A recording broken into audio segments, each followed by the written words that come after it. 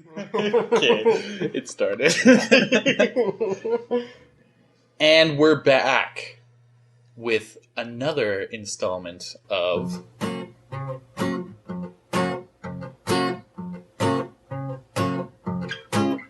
Idahoan Potato Farmers! And it's just me today. Actually, no, it's me and Geremy. It's not just Stephen today. We were talking about that Matthew should do one alone. That would be pretty hilarious. Just both sides of the conversation. Oh yeah, not just one person. He's got to disagree with himself. And like, no, that's bullshit. Yeah, that's the stupidest idea I've ever heard in my entire life. Oh man, this should be good. Yeah, because this is your second one. This is my second one, but this is episode 5? 4? There's a secret hidden one where Is it there? will never be shown to people. It's just me and Matt. I just said a low number and hoped that I would get it. That was all. Yeah, this is number 4. Okay. Episode 4. And since Matt's not here, we don't have to deal with his crippling depression. Oh my god, it's so sad. Founding members. Stephen and I are really, well, it's sad to say this, but we're really the hire of the bar here. Oh, definitely. Employed. Employed. Man, Matt cannot get away from destroying his life with words, even when he's not around. Mm. Okay, let's just jump right into it. Let's jump in. Okay. All right. Whew. Now it's time for the pitch. Do you want to go first? Or do you want to do one, then I'll do one? I'll go first, and then we'll go back and forth. Okay. I am pretty sure that this pitch is the shittiest pitch that I have developed in the 25 years I have been alive. Perfect. Okay. Just the kind of content we're looking for. Okay. So, it's about a guy named Sven, who is a mild-mannered statistician, so a guy who keeps statistics. Yeah. He keeps to himself, but secretly he wants to become a serial killer, but he can't do it. And this is not for normal people reasons, but it's because his neighbor Barry is quite a successful serial killer, and he gloats about it often. So, Sven begins to kill people in secret to get his numbers up so he can finally be a rival to Barry. It's called Sven Diagram. Oh my god. You were right. That was the longest setup for the worst payoff I've ever heard. If we do that one, I'm quitting this podcast forever. Yeah, we're not doing that one. Okay, I've got one. I think I've told it to you before, but it's a carpenter wants to start his own out-of-home business because he hates his regular day-to-day job. And it's called Stool Samples. Okay.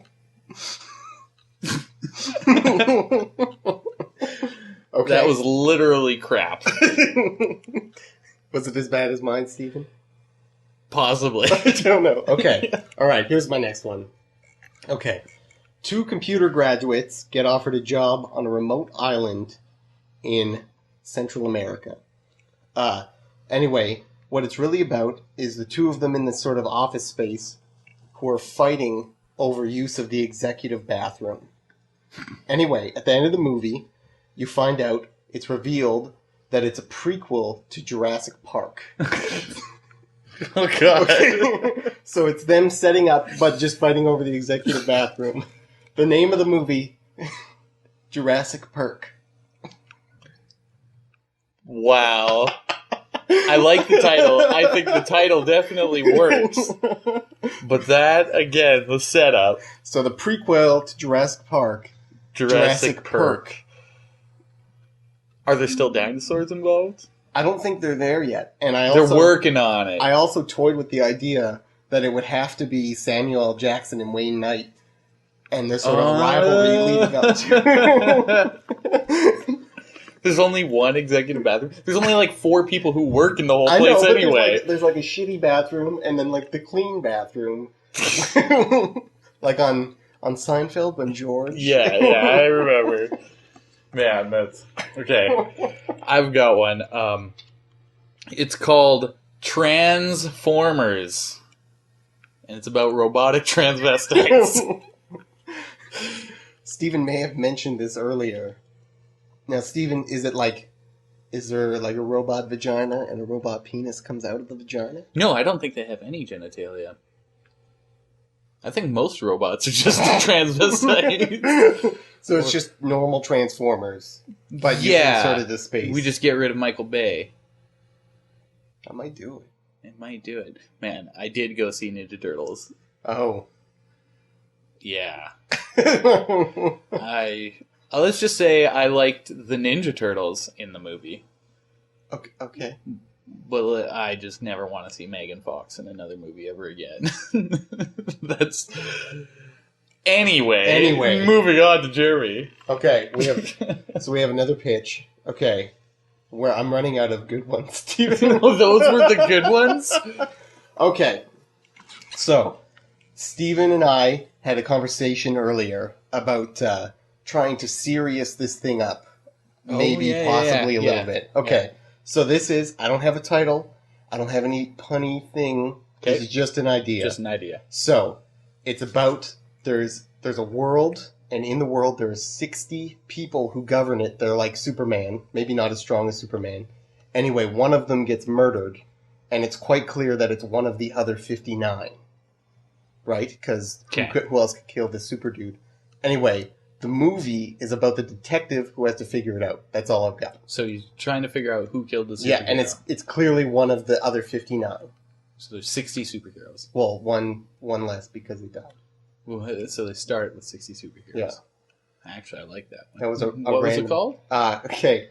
I knew I needed a joke, so I wrote down the title. So it's either called Suspect or 59 or Suspect 59. It should be all of that. The whole shebang. That could be good. Suspect or 59 or Suspect 59. That's the title of that. That's not a bad title. Yeah, I like that. Okay. Do you have another pitch? Yes, I do. Okay, this one is about famous jazz musician Miles Davis. It's kind of like a biopic, but it's just about the parts when he's on the road, but him taking planes, like airplanes, because that was a cool thing back in the day, right? Mm-hmm. The musicians who would travel. And it's called Frequent Flyer Miles.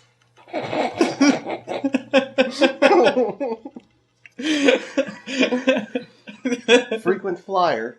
Yeah, Miles. Miles Davis. Yeah, and it's just him on an airplane for 2.5 hours. Like different airplanes, I guess. Not just the same airplane. But I think I like the superhero one. Okay, we're going for it? Because that's probably the most legitimate one that you can make a story out of. Probably rather than just Frequent Flyer Miles. Okay, alright, so let's do it. Who's in it? Who's this? Wait. Okay. Director. We're doing director first? Okay. Yeah, director, and then we'll just start the story. Okay. Who do we get to direct this? Well, it's dark. Mm-hmm. It's gritty. Dark, gritty. Is this like film noir kind of? Is that where we're going? See, it could be, but I think it'd be cooler to take it in a different way. Mm-hmm. Where, who directed? The Runaways. Who directed The Runaways? That one about the Runaways. No, I'm about to find out. You know, like that. Like, this is the beginning. It's like more of like a biographical kind of feel to it, right? Yeah. Director Floria Sigismondi or whatever. Ooh. It's probably her only. Whoa. She's look an attractive lady. Yeah. If you are listening to this right now, look up the director of The Runaways. Floria Sigismondi. You're not going to spell it right from what Steven just said. I have no idea. Oh, she does a lot of different things like that. Yeah, but like, what about Clint Eastwood? Do you think he'd do that? Get a little... You didn't even listen to the last episode, did you? No.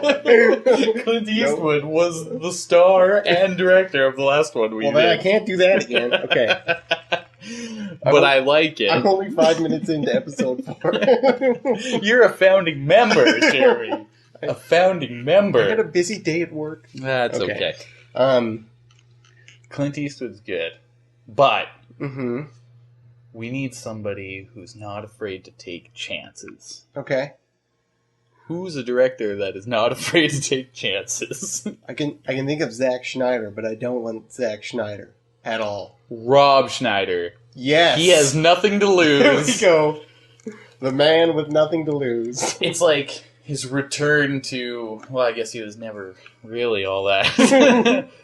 But directed by Rob Schneider, it's a comedy. He won't be in it, though. I think we'll keep him off. No, I think it should be a serious movie. This is Rob's... This is his chance. This is his chance to be like so there's John C. Reilly. So there's just a bunch of scenes that are like the implications of getting back at people who've made fun of Rob Schneider for his entire life. That's all it is. He's casting the 60 people, the 60 or the 59 are people who... That's what this is. Okay, I got it. So, Rob Schneider plays the dead superhero who never said that, like he's just dead right from the beginning. He's just dead. Opening so shot, everybody's already happy that Rob Schneider's is dead. The other 59 superheroes are all the 59 people Rob Schneider hates most in life. Number 1, Adam Sandler. Yeah. He gets killed, let's say. Because the suspects are also... The real one, the guy who actually killed him, has to kill some of the other people without giving away information, right? Yeah. But now we have to come up with 59 different superheroes. Not really. Just those that matter. That's true. Yeah. What was the main superhero's power that died? I don't even know. What about... Because we could go like... How about he could open any door? Doorman. The Doorman? The Doorman. He saw something he shouldn't have seen. Now there's your title. People are going to be like, oh, it's about a doorman at a hotel. No, it's about Rob Schneider as a superhero. Does he say anything? No, he's just the corpse. He's the doorman, but he can also create wormholes, let's say. Something cool where he can create wormholes and travel to different parts of the universe. He's the doorman. The doorman. The doorman. I like it. Rob Schneider. As the doorman. Okay, who's our detective? Who is the guy who's the regular Joe who's figuring this out? The regular Joe who is figuring this out should be... Oh, man. Somebody, old. Like an older guy. Hold on. I think I got it. Like a Matlock kind of character. Oh. Maybe, what's his face? Peter Falk from... Peter Falk. He was Columbo or whatever. We could. How old is he? He's, really old. Not old enough, Jeremy. What about Ed O'Neill? Yes. No? Maybe. I don't know how he does serious. No, I don't think he would be able to do it as well. Okay, I saw Dragnet. I like Dragnet. That was good. He was, Oh, man. I like Peter Falk even if he's 90,000 years old. I'm going to look it up. He's got the little crooked eye thing going. He's got the crooked eye thing going. Yeah, he's just super inquisitive, but, believable. Okay. He's dead. Is he still game or no? Dang it! Jeremy, he is still game. Okay. Let's just say we're making this movie in the past. Yeah. So let's do 1950 Peter Falk. Okay, He's our detective in a trench coat. It's raining. What year is this movie set? I don't even know, Steven. We could make it... Because it could be a time piece. Let's do that. Piece. Yeah, let's put it in 1948. Yeah, just after the war. Yeah, just after the war. So all the superheroes are super popular because they helped win the war. war. There we go. Okay. They liberated the people from the concentration camps. So, start of the movie. What do we see first? Raindrops. No. Oh. No. Raindrops on Rob Schneider's dead corpse. Filling the screen. You see, he is dead. He is not in this movie. His corpse is in this movie. Maybe they just took a cast of him because they didn't even want him around. Is it a straight down shot? It could be. That sounds nice. Laying in the dirt. Yeah. And then Peter walks up, right? Yeah. And you don't see his face because he's got his his manly fedora, not his wussy fedora from today, but like when he actually wore it as a hat. Yeah. Okay. So he. I've already got a tagline. When one door closes, another one opens. Okay. So he walks up to the corpse as it zooms in, I assume, from up above. And then he starts drawing the chalk outline around. Right. But it's raining, so it's going everywhere. And it's like, not working. This is a terrible idea. Okay. So he has just been assigned to the case. They just found the body. Yeah. And so he doesn't even know where to start yet. And so does he know, like, at this... How did he get murdered? That's got to be... Because it has to be some way that no one else... How do you kill the doorman? Right. Right? Like it's got to be something... Maybe that's part of the mystery, too. Mm-hmm. They don't know how he died, right? So that's what he's trying to figure out. So, obviously, like every movie, he goes to his apartment, which is a shithole. Which is also a diner. Above a diner? No, he lives in the back of a diner. Okay, that's on a So sack he's of like potatoes. sitting in the diner, and he gets his cup of coffee, and he stands up, and he walks to the back and sits on his bed. Yeah, that's good. It's a Murphy, right? Like it's his desk, and then it folds into a bed. Yeah, exactly. So he goes to his apartment because he's like got no idea what to do. And does the public know that the superhero's dead? Because maybe they're trying to keep it a secret because they don't want to tip off any of the superheroes that might have killed him. Not to mention the fact that like the world could, realize these people could be killed. Right. And they, these are they're invincible and they don't want Russia or whatever to know. Yeah. Okay. So he had no idea where to start, just like we have no idea where this movie's going. Nowhere. Right? And so he sits down on his Murphy bed, which he just folded because he was at his desk working and it's nothing happening.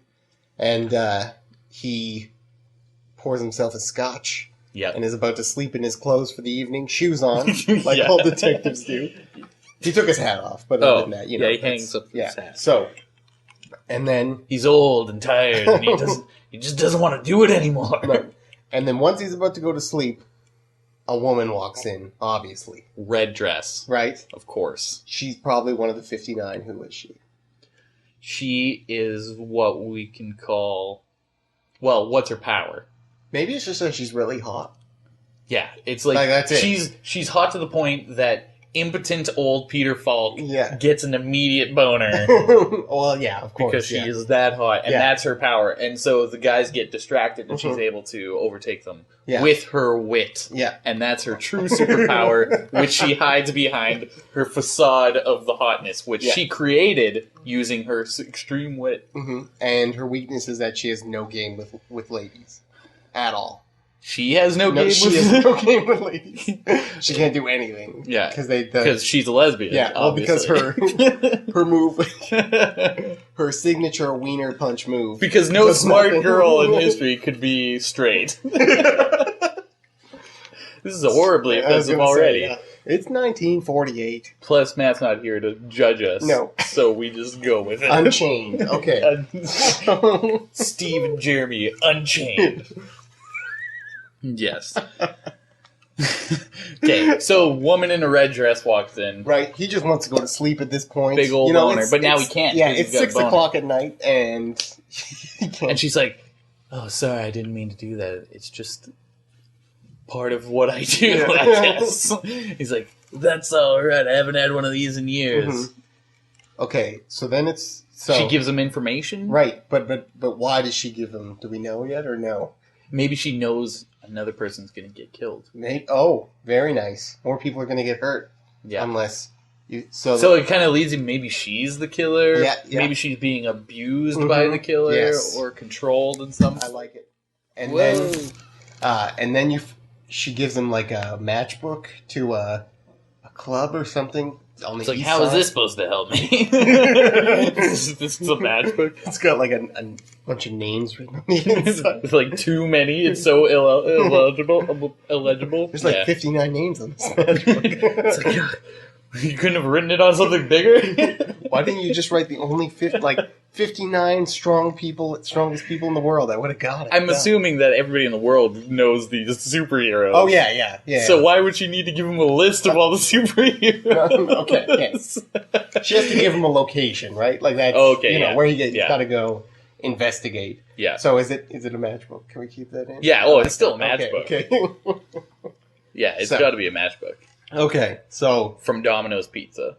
That's where. So he's going to the Domino's. Yeah, and I don't know why they sell matchbooks, but they do. You know what it should be? He goes to the Domino's, they have no idea what he's talking about. There's a weird grate in the floor, and it's Rob Schneider's apartment. Oh, she gave him his address, here's to help you get started, because nobody knows where these people live. Right. Okay, so it's the doorman's fortress of solitude, that doesn't even have a door. No, it's a manhole in the ground. No, I think he has to break it like Indiana Jones in the Last Crusade. The doorman's manhole. Yes, there it is. The doorman's manhole. We're gonna have so many titles for this. We're gonna have to take so much stuff out of this episode. Okay, so he's in the doorman's manhole. Yeah.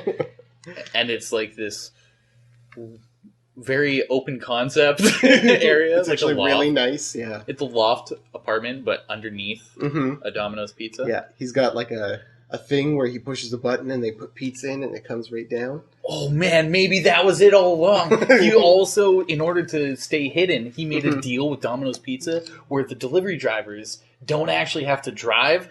There's just doors at this place. They knock on the door, and the people just open their door to Domino's Pizza. Yes. Okay. It's like the wormhole thing working. It's discovered that... the great way to use your superpower. It's discovered that the doorman, who is a superhero who can teleport and use any door, has been moonlighting to help Domino's Pizza, I assume for tips.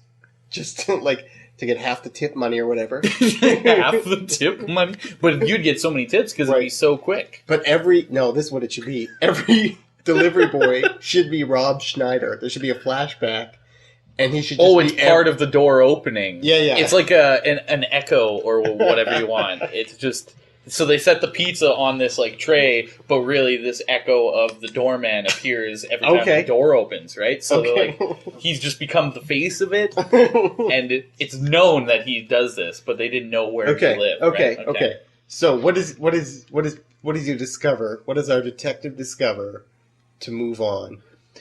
He finds out that he had a lot of enemies and wasn't very well liked, right? Okay, yeah. So now he's like, well, it could be any one of them. Right. So really, it doesn't help him a lot. So he's just like, maybe he was working on a project of some sort. So he starts looking through his stuff. Maybe he finds a day planner with a meeting. Even better, it makes it even easier for him. There's multiple doors that lead to the apartments of other superheroes. There we go. And the friends of the doorman, he had like speed dial, but for he opens the door. There's many doors. I like that. I think that's a really good idea. And the one is to the Justice League where they all meet up. Right? Yeah. So he opens the door and then he's in wherever it's called.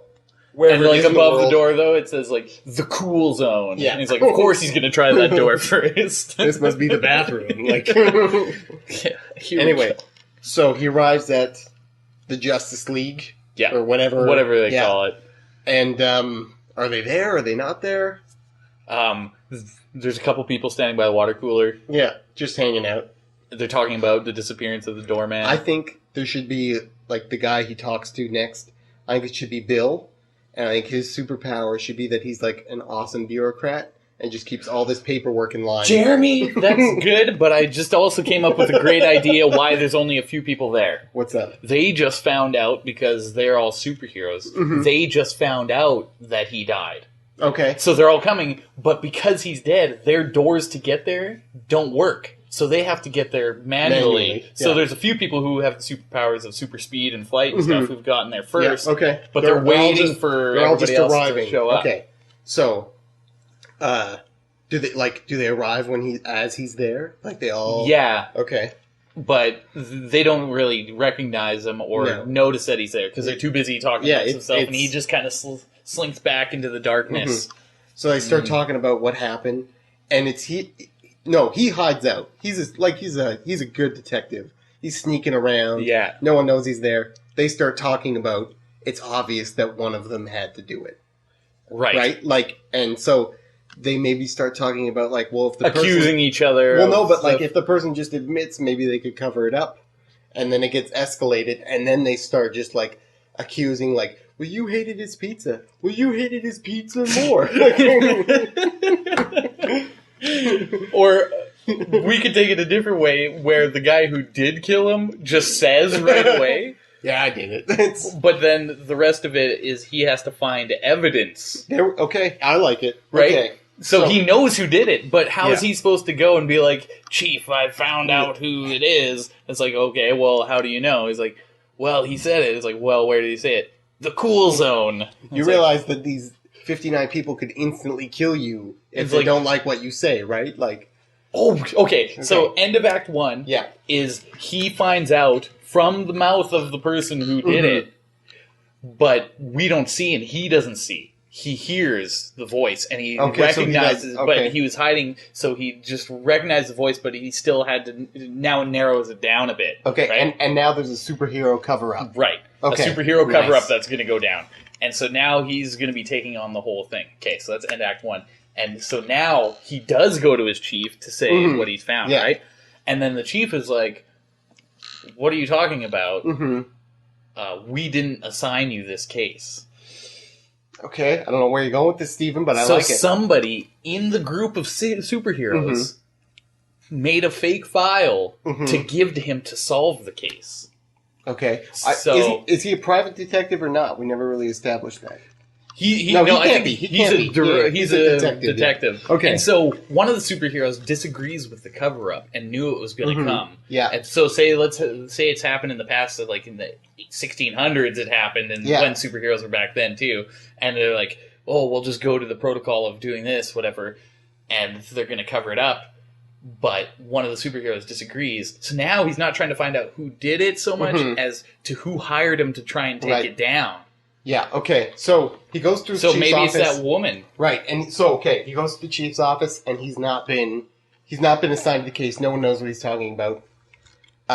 So he comes out, goes to sit at his desk, like at the station, and there's a man sitting there.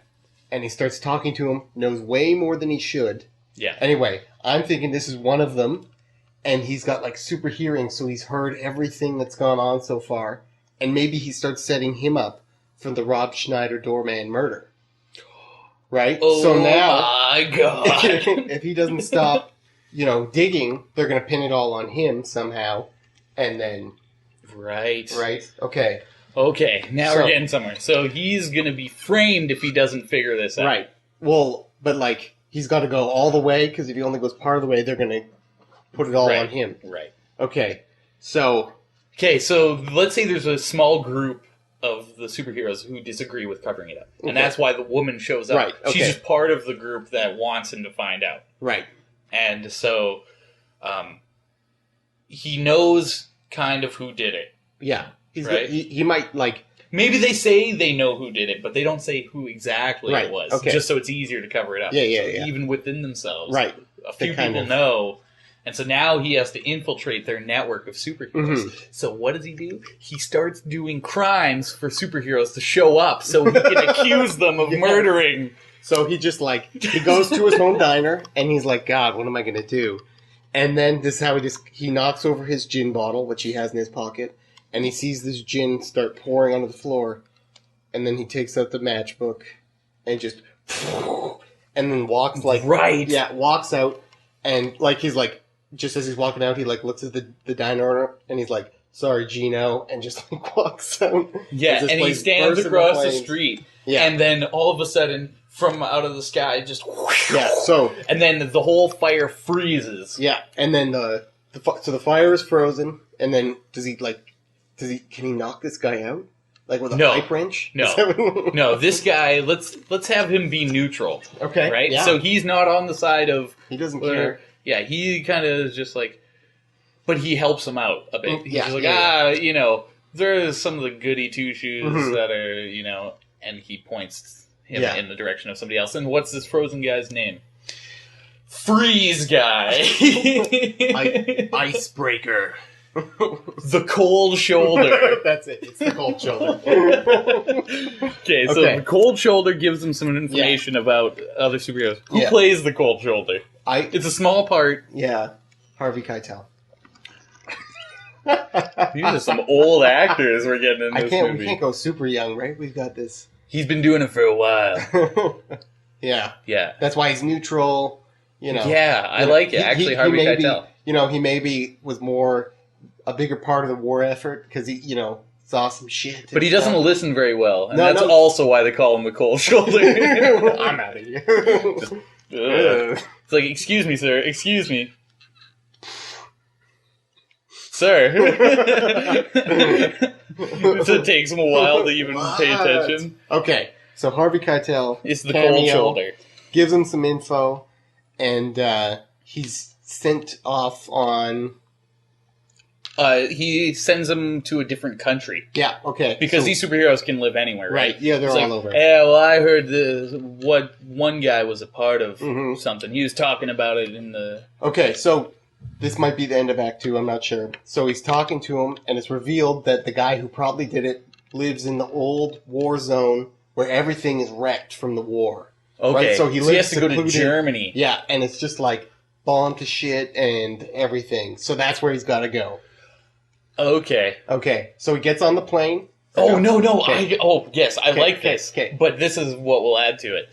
He has to go to the superhero, or actually, let's just say part of the superheroes group, there are supervillains, and they're known as supervillains. Okay. But they're all still part of the group because they're still different than the rest of the humans. Mm-hmm. So they all still get together and discuss things and how the world's going to work.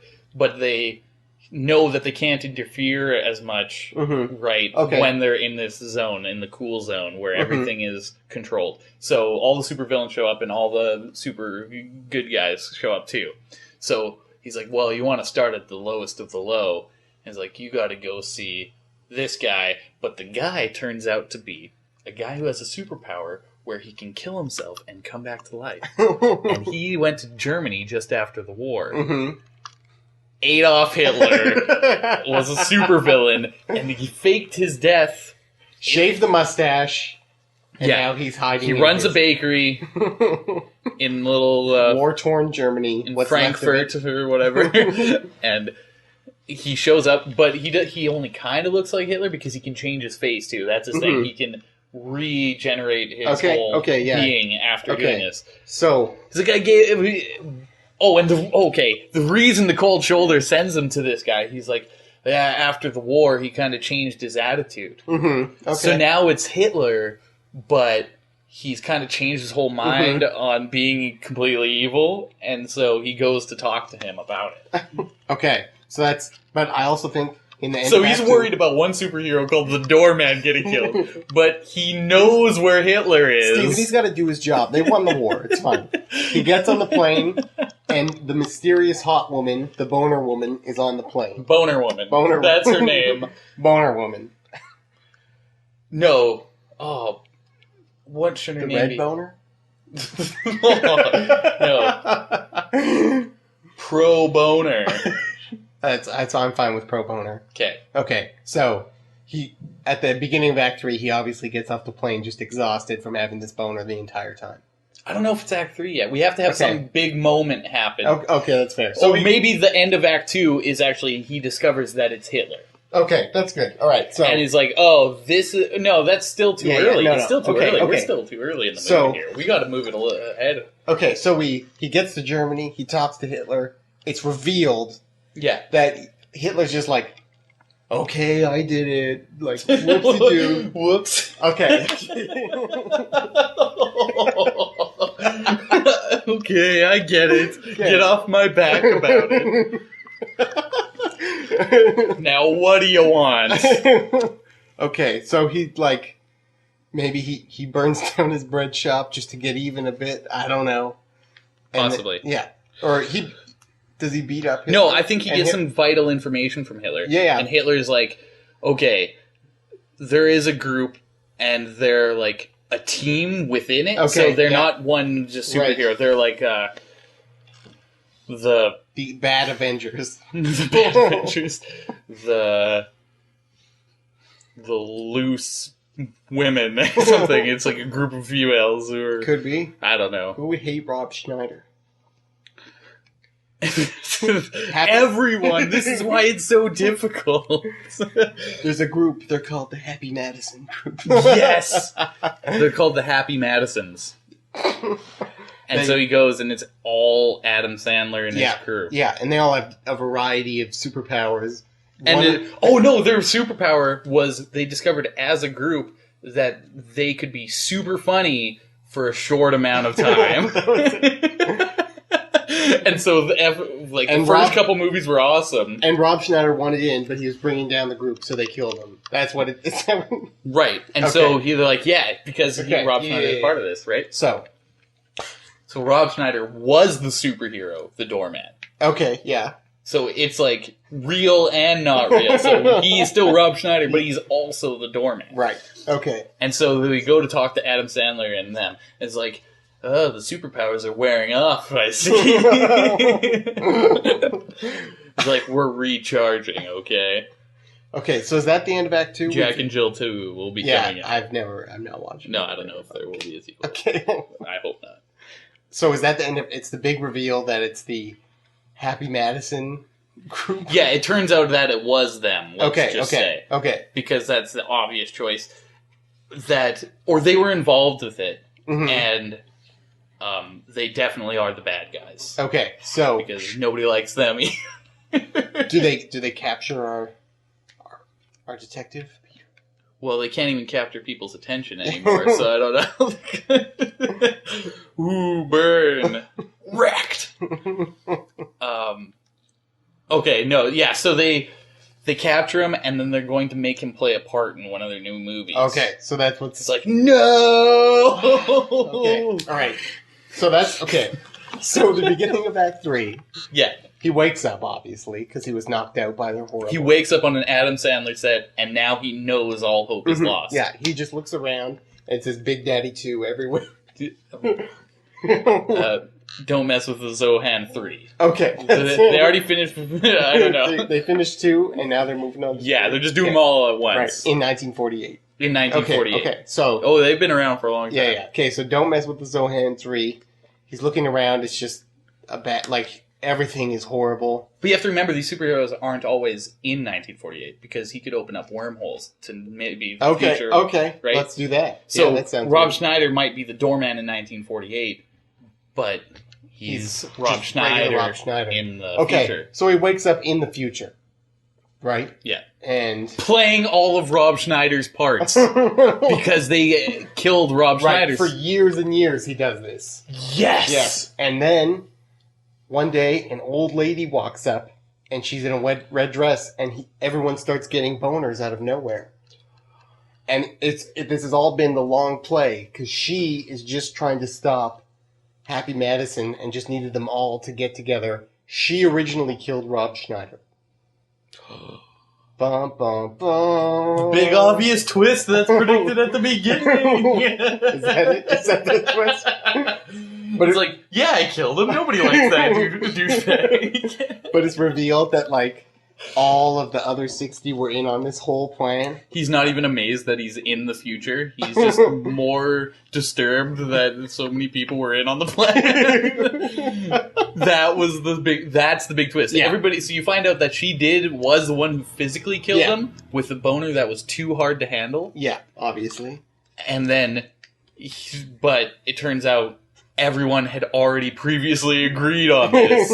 So it wasn't like a normal cover-up. Right. But it was also just to get rid of the train wreck that was Happy Matt. Like, they knew it was going to get bad in the future, so they needed to do something in the past to prevent it. Okay, so here's what happens. Okay. So Act 3, yes, he wakes up and he's been forced to play parts of Rob Schneider in the Happy Madison movies. Mm-hmm. Here's how he solves it, okay? Okay. So... now he has to get rid of all of the superheroes. Right. They're bad people. We can't. You know what he found?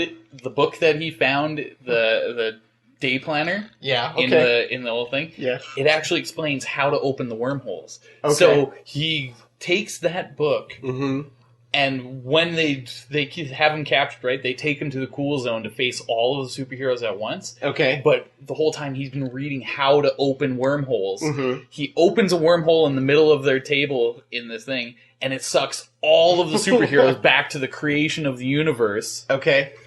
And so then there never were superheroes. Okay. And only he will know that there was in one alternate timeline that there were superheroes, and he goes back to his chief, and it's his retirement party, and he goes home to his diner, hangs up his hat for the last time. I love it. So that's the reason there's no superheroes, because Peter Falk in 1948 did it for us. Yeah, and then there's also no more Adam Sandler movies, and the world is a much better place. He's the hero. It should be called Hero. I still like. It definitely can't be Suspect 49 anymore. But it could just be called the Doorman, and then it's when one door closes, another one opens. So it makes much more sense. Perfect. That's it. Okay, so let's recap. Okay, you want to start us off? Sure. Okay. Act 1. First shot, we see raindrops falling on Rob Schneider's dead body. Mm-hmm. He's the doorman. He's got like little doors all over his costume. Yeah, of course he does. They're like pockets. Yeah, he's got a onesie, and then like it has the butt flap on the back. All over. Yeah. Okay. And so he's been assigned a case. The file showed up on his desk. Yeah, well, Peter Falk. Yeah, Peter Falk is a detective, and his file shows up on his desk, and it's like, oh, okay, he's got to figure this out. And so there was actually superheroes. Oh, we have to discuss this. What? That some superheroes wanted all the superheroes to be destroyed. Mm-hmm. Because that's why they hired him, right? So somewhere in there, we'll just throw it in. That'll be an afterthought subplot. Anyway, so... Maybe the good superheroes knew they had to be removed. Right. Right? Like maybe that's a subplot we can layer through. Yeah, with like the cold shoulder. You can talk about that. You know, okay, so... And the Hitler. Yeah. Of course. And then you have Peter Falk. He gets commissioned for this case, and then this pro boner shows up. Yeah. The woman in the red dress, and revitalizes his thrill of detective work, right? Because he gets a boner. Mm-hmm. And now he's got a lead as well. And she gives him the address, which is Domino's Pizza, where he does all that stuff. Anyway, he finds the day planner, and he's been reading through it, like the journal or whatever. Goes to the Hall of Justice. He goes to the Hall of Justice, sees all the superheroes, and they're discussing covering up the thing. So he knows that the superheroes know. Mm-hmm. So he's got to figure that out, and so they're all trying to cover it up. Now he's like, oh, shit, what do I do now? He ends up meeting the cold shoulder by burning down his own diner. Right. Yes. Just to get somebody in there. And then the cold shoulder is like, well, you got to go to Germany. Right. And that's where you're going to find some information. Okay. And then Hitler is like, I've been to the future. I've seen the movies of evil. And it's Happy Madison. Right. And so he's like, oh, okay. Well, how do I do that? And it's like, oh, well, they're here in 1948 right now filming. Yeah. Because it's cheaper. Right. So he goes with the help of Pro Boner, who shows up again. Right. To revitalize him once more. Right. And he gets captured, though, right? That was then she's in on it, right? She helps him get captured. Yes. And then they force him to play some Rob Schneider parts. After they take him to the future. They take him to the future. Through a wormhole that Rob Schneider created before he died. Right. Yeah. Exactly. Just to cover our plot holes. And then, while he's there, he discovers that he, too, can create a wormhole, but he doesn't show that to the audience. Yeah. It's taking years of practice. Yeah. So he escapes, gets back to the Hall of Justice. Mm-hmm. All the superheroes are there, plus supervillains. But it turns out they're all kind of bad. Yeah, they're all... So he's like, F you! Creates the wormhole in the middle of the table. All of them get sucked into oblivion. Yeah. Yes. By Pro Boner. Yeah. Well, it was all like, she knew it had to happen, but this was the only way. Yeah. You know, like, that's the... Yeah, exactly. And then he goes back, and it turns out, because he did that, his diner's back, he didn't have to burn it, but there's no superheroes. Mm-hmm. and the world never knew about superheroes actually existing. And he's never going to make another wormhole again or anything. And he goes back and is like, one day till retirement, too. And he goes into work and they have a big retirement party for him and it ends happy. No, okay, but it should end happy, but the ending, after his retirement party, he goes home, hangs up his hat for the last time, sits down with his bottle, looks up, there's a picture of Pro Boner. Cut. And that is the movie. Well, this has been another fun episode of Two Idahoan Potato Farmers. It got dark. But happy again. Yeah, no, it was good. I liked it. It was good, Jeremy. All right. Perfect.